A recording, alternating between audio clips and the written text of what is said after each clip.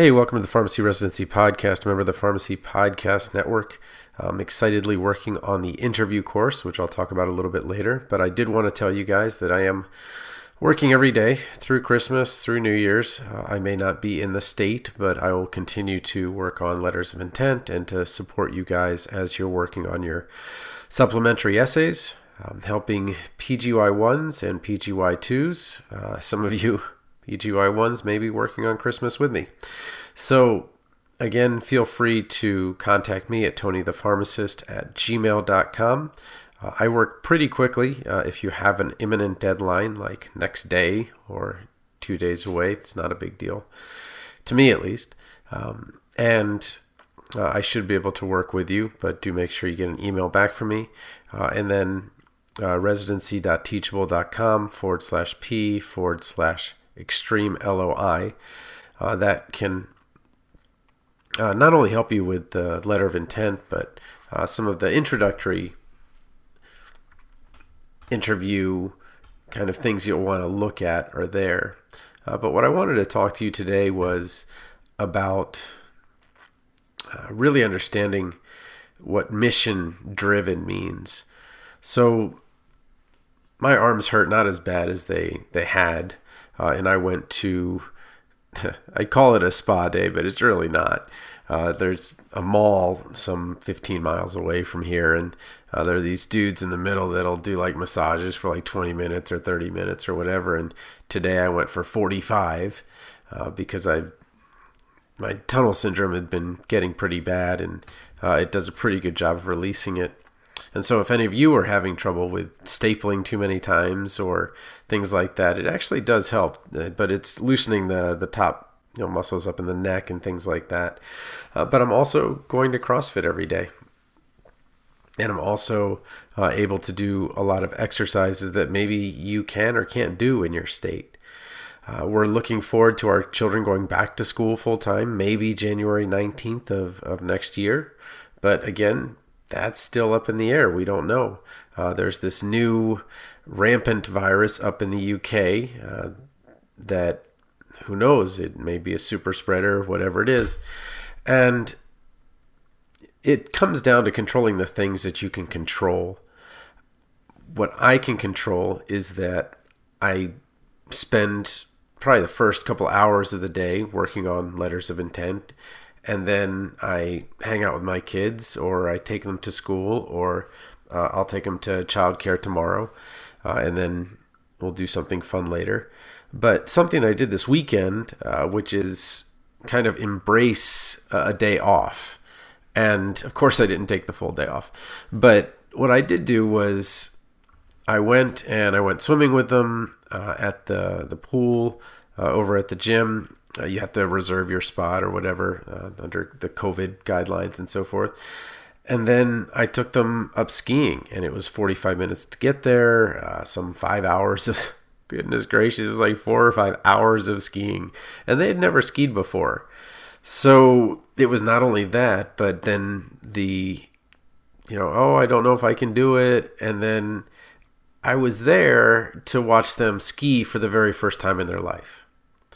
And I had been there to help them ride their bikes for the very first time in their lives.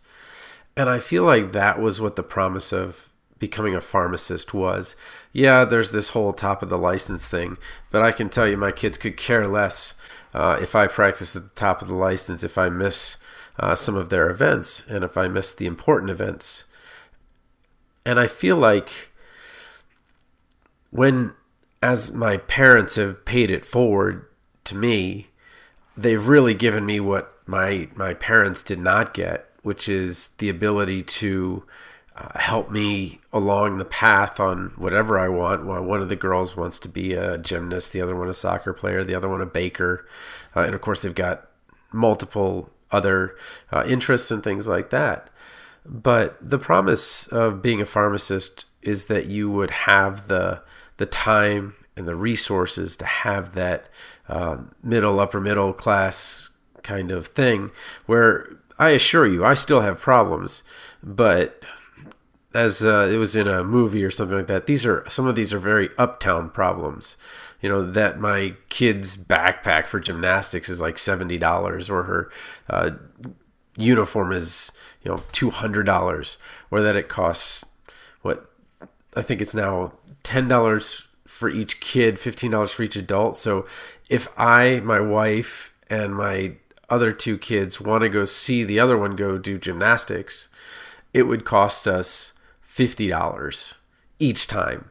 But those are uptown problems. Those aren't, I don't know where I'm going to sleep. Those aren't, I don't know where I'm going to eat. I don't know where I'm going to get a job. Those types of things. And yeah, who knows what will happen in spring. There's declining enrollment across the board. Some colleges are doing better than others. But this pandemic has stemmed the tide of enrollment, and that might affect me in the spring. But what I've done is I've not done this intentionally as, I need to have all these jobs so that I can protect myself. Paul Tran does something similar. But I just have found different ways that I like helping people. And what it's actually done is it's provided seasons for me.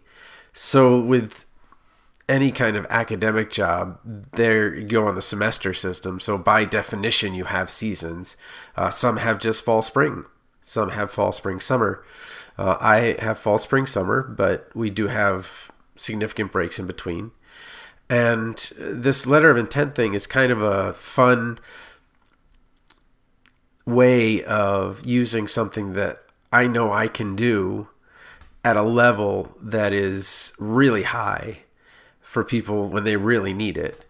And it's insane to think, okay, well, it's the 23rd of December, now 24th by 1 minute in Central Time, and that there's someone that you could email your letter of intent to in a day or two, sometimes even just hours, get it back perfectly polished, exactly how you wanted to say the things that you wanted to say. But it's just kind of a niche thing that I just dig doing. And I remember talking to, I think it was Eric Christensen, who is just, BCPS, BCGP, I think board certified geriatric pharmacotherapist as well.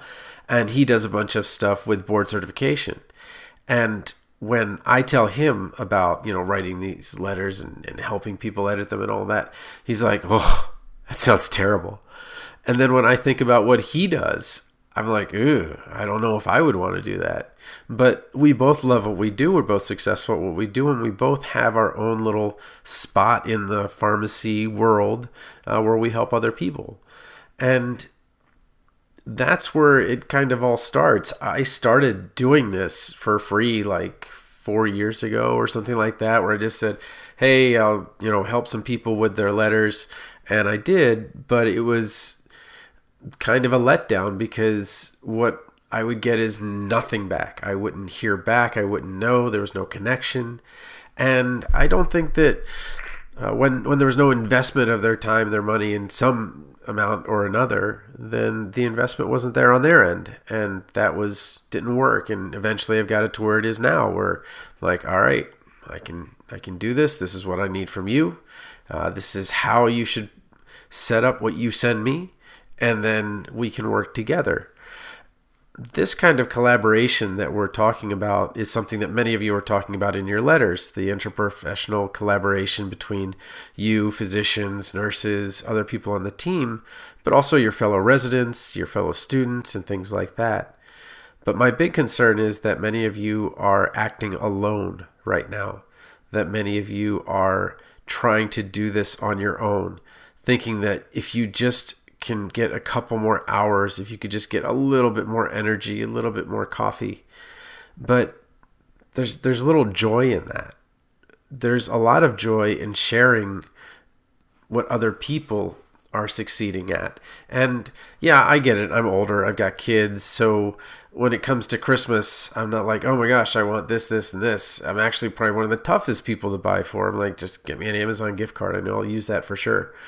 But on the other end, I just want you to not give up because you're exhausted of the process. I get it. It's hard. Whether you're in residency or you're going to residency, there are many people that you're going to see over the next couple days, especially if you celebrate Christmas, where there's going to be tremendous expectation. And you're going to start talking about your applications and all of the things that you've done. But ultimately, that answer, the answer you want, that's not going to come for 3 months.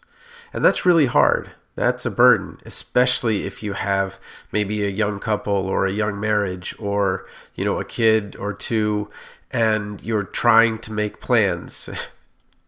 There's an expression, if you want to make God laugh, tell him your plans.